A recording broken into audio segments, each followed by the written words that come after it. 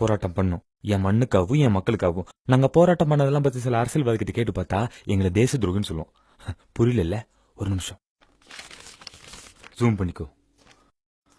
கூடங்குளம் அணுமின் திட்டத்தை எதிர்த்து மக்கள் போராட்டம். கீழே பாத்தியா? போராட்டம் செய்த தேச துரோகிகள் கைது.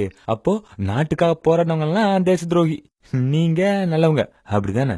ஒரு நிமிஷம். நெடுவாசலில் ஹைட்ரோ கார்பன் திட்டம். இது என்னன்னு தெரியுமா? கொஞ்ச நாளைக்கு முன்னாடி தஞ்சாவூர்ல மீத்தேன் எடுக்க போறோம்னு வந்தாங்களே, அதேதான். பேர் மட்டும்தான் வேற. இது தமிழ்நாடுக்கு வர முக்கிய காரணம் யாருன்னு தெரியுமா? இதை தெரியாம கையெழுத்து போட்டோம்னு சொல்லிட்டு இருக்காங்களே, அவங்கதான் காரணம். ஆமா, நாங்களும் போராட்டம் பண்ணி பண்ணி அழுத்து போயிட்டோம்.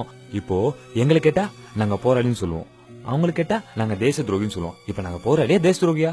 உங்களுக்கு ஏதாவது புரியுதா சார்? புரியலையா சார்? எனக்கும் எதுவும் புரியல சார். இந்த நாட்டுல என்ன நடக்குதுன்னே புரியல சார். சார், சுதந்திரம் கிடைக்கும் போது நமக்கு தேவையான உணவை நம்மளே உற்பத்தி பண்ணிட்டு இருந்தோம். ஆனா இப்போ பாதிக்கு மேல வெளிநாடுக்காரன்ட்ட கையேந்திட்டு இருக்கோம். ஏதோ ஒரு நிலைமைன்னு வரும்போது நமக்கு சாப்பாடு தரதை நிறுத்திட்டேன் சார். என்ன சார் பண்ண முடியும்? அரிசியோட விலை 1 கிலோ 1000, 2000, 3000 ஏறிட்டே போகும். நம்மள எத்தனை பேர் அந்த நேரத்துல வயிறார சாப்பிட முடியும் சார்? நீங்களே சொல்லுங்க. முடியாது இல்ல சார்? இந்த ஊர்ல மொத்தம் எத்தனை பேர் சார் இருப்பாங்க? என்ன, ஒரு 7.5 கோடி பேர் இருப்பாங்க சார். நான் என்ன சென்சஸ் கணக்கா சார் கேட்டுட்டு இருக்கேன்? இந்த ஊர்ல இருக்க மொத்தம் 2 பேரும் சார்.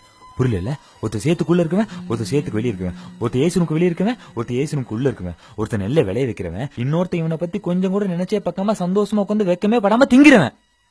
விளைய வைக்கிறவன் விவசாயி சார். மழை இல்லையே சார், சார் விளைச்சல் இல்லையே சார், சார் தண்ணி இல்லையே சார், சார் கடனை கட்ட முடியல சார், இப்படி sir sir sir sir sir பாவம் சார். சார், சிட்டில இருக்க நமக்கு ஒன்றும் பிரச்சனை இல்லை சார். ஏதோ என்னமோ ஒரு வேலையை பார்த்து வெளிநாடுக்கார விற்கிற கண்டதையும் மாடன்ற பேர்ல வாங்கி சாப்பிட்டு போல போட்டிடலாம் சார். ஆனா அந்த விவசாயத்தையே நம்பி இருக்கவங்க, விவசாயத்துக்காக போராடுறவங்க, தண்ணிக்காக போராடுறவங்க, மண்ணுக்காக போராடுறவங்க, தமிழுக்காக போராடுறவங்க செத்தானுங்க சார்.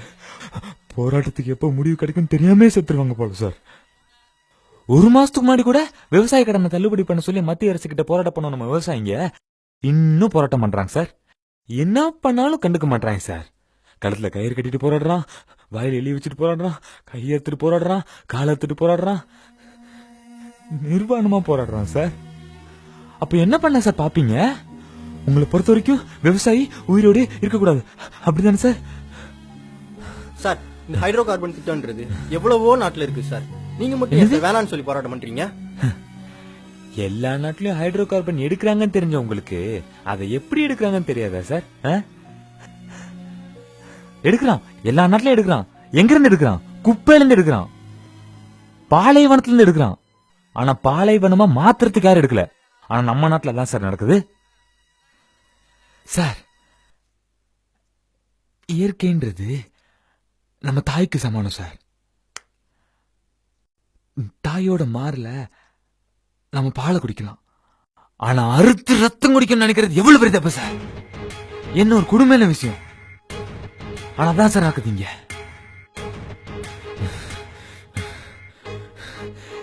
இந்த வாழ்க்கை, வசதி, சந்தோஷம் இதெல்லாம் மக்கள் ஏமாத்துறவன், மண்ணை சுரண்டுறவன் நம்ம மக்களோட அறிவை வேலைன்ற பேர்ல மொத்தமா உறிஞ்சிட்டு அதன் மூலியமா வர பெருந்தொகையில வெறும் நாய்க்கு ரொட்டி துண்டை வீசுற மாதிரி வீசி எறிகிற கார்பரேட் முதலாளிங்க அவங்களுக்கு மட்டும் தானே சார்? நம்மளுக்கு இல்லையா? விவசாயிக்கு இல்லையா சார்? விவசாயி உங்கள்ட்ட வந்து கை கட்டி நிக்கல சார், பிச்சை கேட்கல சார். ஆனா எவ்வளவோ வழி இருந்தும் அவன் நிலத்து கீழே இருந்துதான் கேஸ் அடுப்ப கறி அடுப்புன்னு பண்றவங்க அளப்புற இருக்கே சார். தாங்க முடியல சார். மனிதர் நோக மனிதர் பார்க்கும் வாழ்க்கையினி உண்டானான் பாரதி. ஆனாதான் சார் இங்க நடக்குது. விவசாயி சாகிறத நம்மளாம் பார்த்துட்டு மட்டும்தான் சார் இருக்கிறோம். இதெல்லாம் தட்டி கேட்டு போராடுறவங்க தமிழ் பொறுக்கீஸ், யூ ஆர் ஆன்டி இண்டியன் அப்படின்னு பேட்டி கொடுக்குறான். இப்ப இதெல்லாம் பார்க்கும்போது நம்ம மக்களுக்கு கோபம் வருமா வராதா? நீங்களே சொல்லுங்க சார்.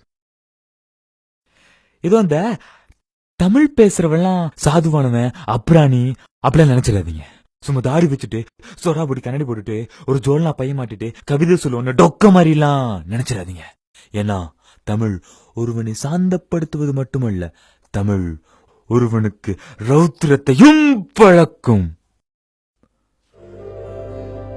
நாளெல்லாம் எங்கள் செல்வம் கொள்ளே போகவோ, நாங்கள் இங்கு சாகவோ, அழுது கொண்டு நிற்போமோ ஆண் பிள்ளைகள் அல்லவோ. அந்த காலத்திலேயே மண்ணை சுரண்டவனால வேடிக்கை பார்த்துட்டு இருக்கவன் ஆம்பளையான்னு கேட்டுட்டு போயிருக்கான் சார். என்ன பண்றது, அவங்க தப்பிச்சிட்டாங்க. இந்த நாட்டுக்கு என்னைக்காவது ஏதாவது ஒரு பிரச்சனை வரும்போது அவன் வாங்கி வச்ச தீவுல போய் சந்தோஷமா உட்காந்துருவான். ஆனா நீங்களும் வாழக்கூடிய இந்த ஊர் ரொம்ப ரொம்ப ரொம்ப மோசமானது.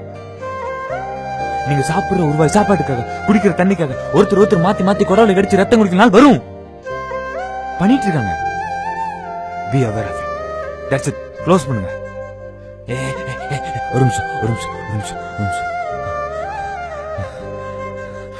அள்ளல் பட்டு ஆற்றாத அழுத கண்ணீர் செல்வத்தை தேக்கும் படை. நமக்கெல்லாம் சோறு போட்டவங்க விடக்கூடிய கண்ணீர், அந்த கண்ணீர்ல ஆதாயத்தை தேடுறவங்கள சும்மா விடாது. அந்த கண்ணீர்லயே கரைந்து அழிந்து போவார்கள். இதான் சார் நடக்கும். போதும் சார், க்ளோஸ் பண்ணு.